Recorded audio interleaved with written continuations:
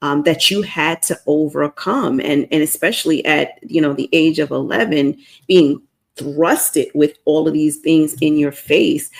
Tell us what you've learned about that generational trauma. So I've learned quite a bit in doing history on my family. When I was in nursing school, we had to go back with medical disorders as far as we could go. That was the last project that we had to do.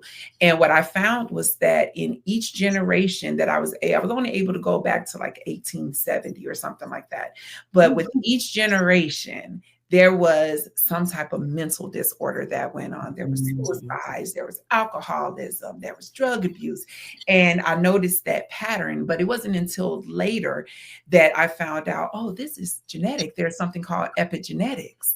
So each time you experience a trauma, there is a physical change that happens in your DNA.